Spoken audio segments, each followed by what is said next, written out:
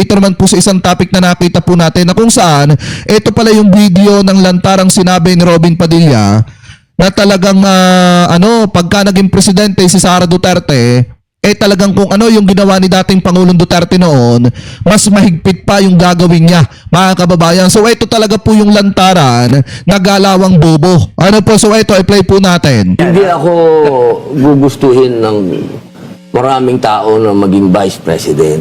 Okay. Kasi unang-una, ang hihingin ko, halimbawa lang, Oo. ang O buti alam mo. hihingin ko dyan kay, halimbawa, si Inday na Oo. maging presidente, pagpapatayin ko ulit ang mga kriminal. Oh, di ba? Para magsama na Talagang utak kriminal tong si Robin Padilla. kami ni Bigong Anong doon. posisyon ihingin mo, sir? O di, presidential Secretary. anti-crime. Parang, Kasi hindi ako ang nababagay dyan. Kasi kahit na ang mga anak ko, na nag-usap kami dyan, nagkaroon kami ng mga pag-uusap dyan ng anak ko. Ilang Paano pagka ikaw ang naging vice president? Sabi ko sa kanya, mas magiging mahigpit ako kaysa kay Digong. Blood Diba? year. Bloodier. ilang ba ano pa na babae Kaya ang sabi ng mga anak ko, oh no. Delikado. Ilang babae anak mo, daughters mo? Di ba, 7 po ang anak ko. Babae lahat, di ba? 6 ang babae. Anim babae. Opo. So we will expect a bloodbath kung vice president ka, sir. Kasi ako nga lang nagsusulong ng death penalty, ayaw na lang akong pagbigyan. Kasi talagang, ang paniwala ko talaga, masyado na maraming demonyo dito sa ating bayan. Hindi ako Ayan, hindi daw siya gugustuhin ng mga kababayang Pilipino po natin dahil kapag ka daw naging vice president siya o kaya maging presidente man itong si Sara Duterte, kung ano yung ginawa ni dating Pangulong Duterte noon, doble pa. Hindi nga lang doble pa triple pa yung gagawin ni Robin Padilla. Ipagtututumba niya daw yung mga kriminal para magkasama na sila ni dating Pangulong Duterte doon po sa Dahig. Pero tandaan po natin mga kababayan, laging may due process po dyan.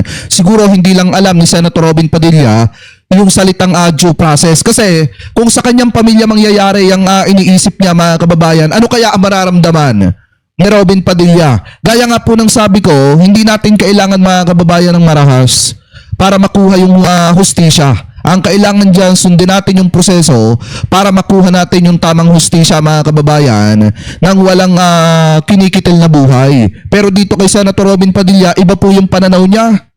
Di po ba? Iba yung pananaw niya. Kaya nga dapat sa totoo lang, pagdating ng 2028, ay huwag kayong boboto ng senador na wala sa tamang pag-iisip. At huwag kayong boboto ng presidente na wala sa tamang pag-iisip at walang malasakit sa bansang Pilipinas at sa mamamayang Pilipino. Kasi tao po talaga ang magsasuffer niyan. Mga kababayang Pilipino po natin ang magsasuffer niyan. Kasi pag naging presidente si Sara Duterte, yung yaman niya hindi lang matitriple, baka nga lahat ng pondo o pera ng Pilipinas, baka lahat kurapin ni Sara Duterte. Diba? At baka lahat ng mga drug lord na kaalyado nila mga kababayan magsibalikan dito sa Pilipinas at magnegosyo ulit ng illegal dito habang itinutumba yung mga kababayang Pilipino po natin. Kaya nga kung tutusin mga kababayan, tama lang din yung sinasabi ng iba na dapat magpahinga na sa politika etong si Senator Robin Padilla kasi wala naman nga talagang pag-usad kapag siya ay nasa posisyon kasi hindi naman talaga siya nagtatrabaho. Ano po, so ito, i-play po natin. Sabi dito, Senator Robin Padilla nagbabalak na umanong mag-retire at iwan ang bansa dahil sa bulok na sistema. Ibig sabihin mga kababayan, pagkatapos ni Robin Padillang magpasarap dito po sa bansang Pilipinas, pagkatapos ni Robin Padilla mga kababayan na maging senador at walang silbing senador, pagkatapos niya mag-resign, aalis na po siya ng bansang Pilipinas at iiwan niya ang Pilipinas mga kababayan. So ito, i-play po natin. Kung walang future, bakit pa mag-i-stay? Ganyan ang pananaw ni Senator Robin Padilla sa kasalukuyang estado ng gobyerno. Plano na raw niyang umalis ng bansa at maging dedicated na ama at asawa. Narito ang Agenda Weekend Report ni Joash Malimbay. talagang para sa akin, kung hindi natin mababago ang sistema ng gobyerno sa Pilipinas, tama na. Enjoyin ko na lang yung asawa ko, mag-ano na lang ako sa mga anak ko. Kasi hindi ako naniniwala sa sistema na to. I'm sorry. Patawarin niyo ako, hindi ko nakikita ang future ng sistema na to. Tila Kasi nga wala kang kwentang senador. Yun yung totoo dyan, Senator Robin Padilla. Kung may kwenta ka sanang senador, kung nagtatrabaho ka sana, at kung hindi ka sana pro-China, baka umuusad pa itong ating bansa. Ang problema, inaasa nyo na lang lahat sa ating mahal na presidente. Yung dapat na trabaho na ginagawa nyo. Di ba mga kababayan? Kasi kung iisipin nyo po talagang mabuti, siya na mismo nagsabi na wala daw pong progreso, wala daw pong pag-uusad dito daw po sa sistema ng Pilipinas. Natural, hindi ka nagtatrabaho eh. Di ba? Napaka-inefficient mong senador. Napaka-inutil. Sa totoo lang mga kababayan, ang tagal-tagal na niyang senador pero wala pa siyang, yun nga ang pangako niya na federalism, nasa na? Wala pa rin.